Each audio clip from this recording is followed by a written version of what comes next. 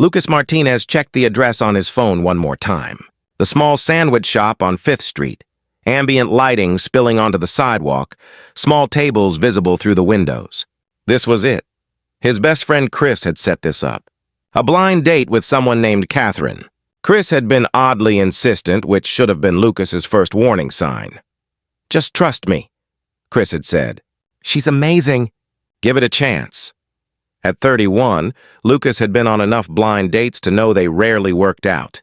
But Chris was persistent, and Lucas was tired of spending Friday nights alone in his apartment.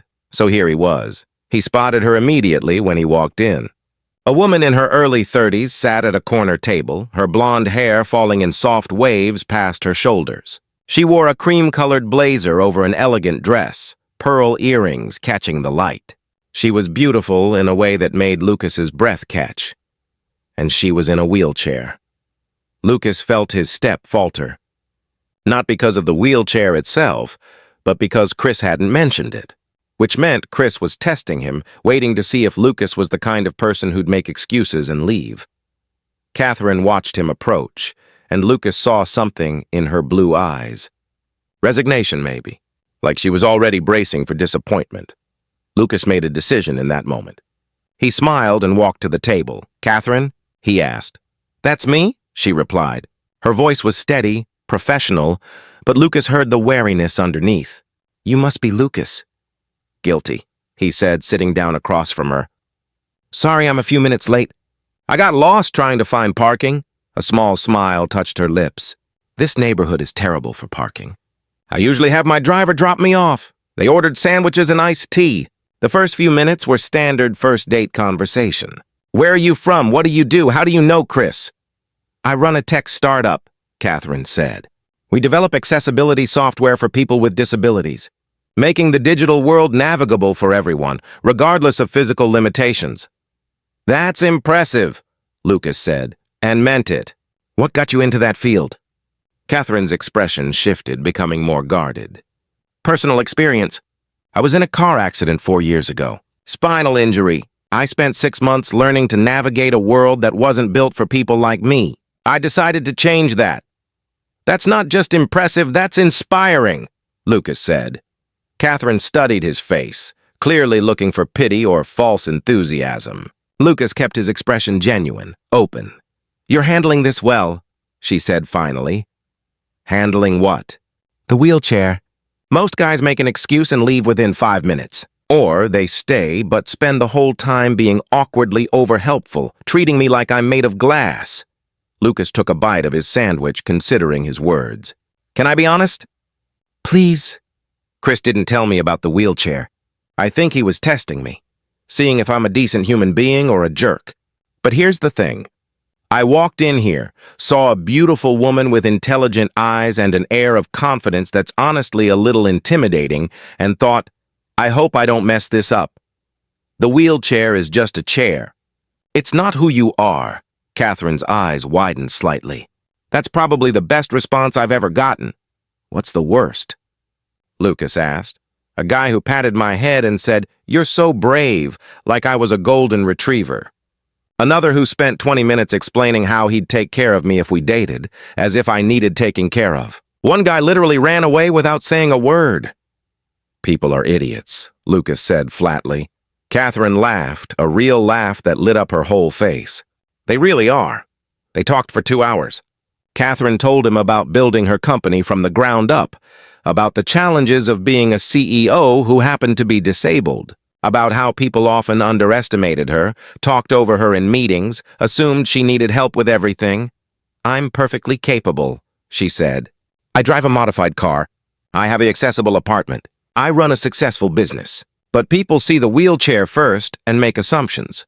Lucas told her about his work as a high school history teacher, about the students who struggled and the ones who thrived, about losing his father to cancer 2 years ago and how it had changed his perspective on what matters in life. "I used to think I wanted to be important," Lucas admitted. "Make a lot of money, have an impressive title. But watching my dad die taught me that none of that matters at the end. What matters is how you treat people. Whether you made someone's day a little better just by being in it." Catherine reached across the table and touched his hand gently. Your dad would be proud of the man you became. Lucas felt tears prick his eyes. Thank you. That means a lot. As they prepared to leave, Catherine's expression grew more serious. Lucas, I need to tell you something.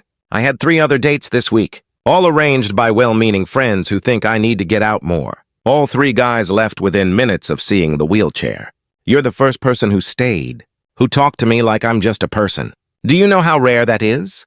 It shouldn't be rare, Lucas said. It should be normal. But it's not, Catherine replied.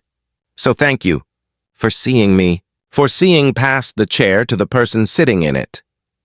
I see someone brilliant and funny and beautiful, Lucas said honestly. The chair is just part of your story. It doesn't define you.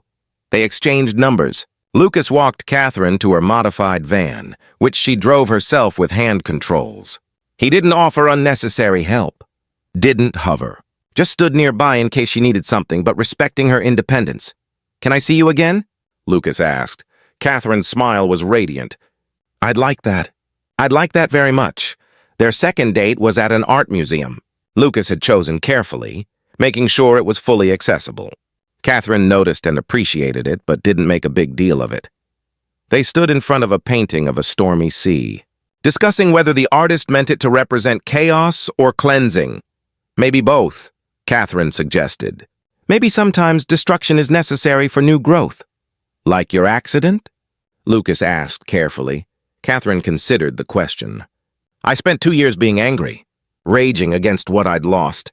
My career as a dancer, my independence, or what I thought was my independence. My old life, but then I realized I could either stay angry or I could build something new. The company, the work I do now, it matters more than dancing ever did. I help people. That gives me purpose. You're remarkable, Lucas said. I'm practical, Catherine corrected. I adapted because I had to. But yes, I'm also proud of what I built from the ashes. On their third date, Lucas cooked dinner at his apartment. He'd researched accessibility, made sure his building had ramps and an elevator, made sure his apartment door was wide enough. Catherine noticed everything. You did your homework. I wanted you to be comfortable, Lucas said. That's sweet. But Lucas, you don't have to make everything perfect for me. I'm used to adapting. I'm good at it. I know, Lucas replied. But I can still make it easier when I'm able to. That's not treating you like you're helpless. That's treating you like you matter to me. Catherine's eyes filled with tears. People don't usually understand that distinction. Over dinner, Catherine talked about her fears.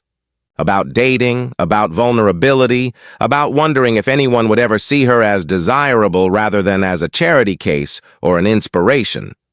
I'm not inspiration material, she said. I'm just a person living her life.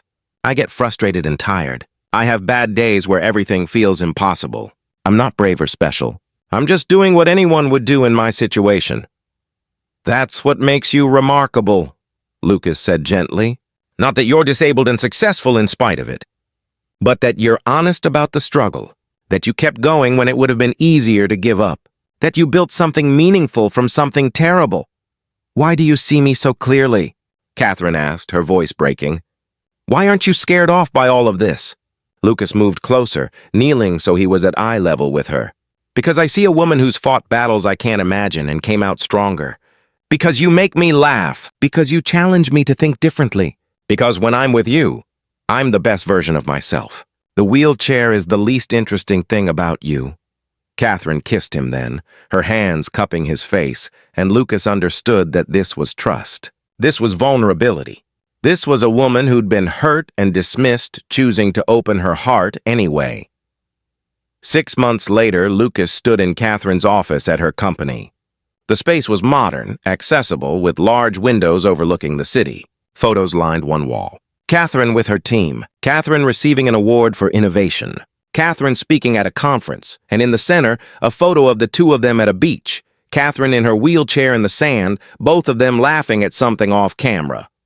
Why this one? Lucas asked, though he knew the answer. Catherine wheeled over to stand beside him. Because that was the day I stopped being afraid. The day I realized that you didn't see me as broken or brave or any of those labels people use. You just saw me. Catherine, the woman you love. I do love you, Lucas said. Every part of you. The brilliant CEO. The woman who gets frustrated when technology doesn't work. The person who cries at sad movies and laughs at terrible puns. All of it. Catherine took his hand. I spent 4 years thinking the accident took everything from me.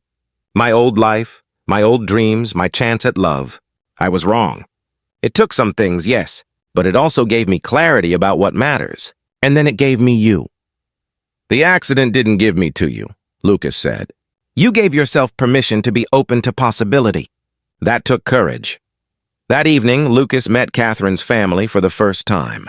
Her parents, her younger sister. They were protective, watching him carefully, clearly used to people who disappointed Catherine.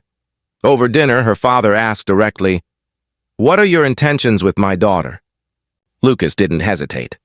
To love her for exactly who she is, to support her dreams, to be someone she can count on, to build a life together where we both get to be fully ourselves. Catherine's mother's eyes filled with tears. That's all we've ever wanted for her.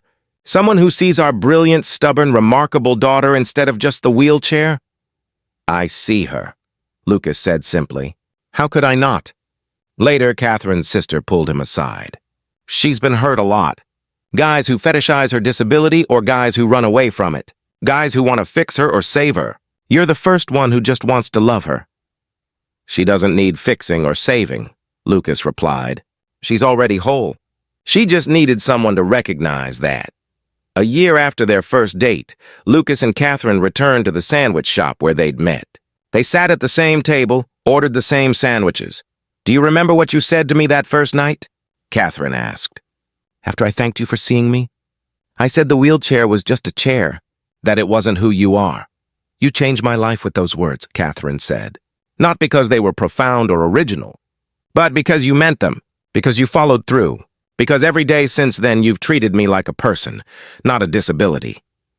Lucas reached across the table and took her hand. You changed my life too.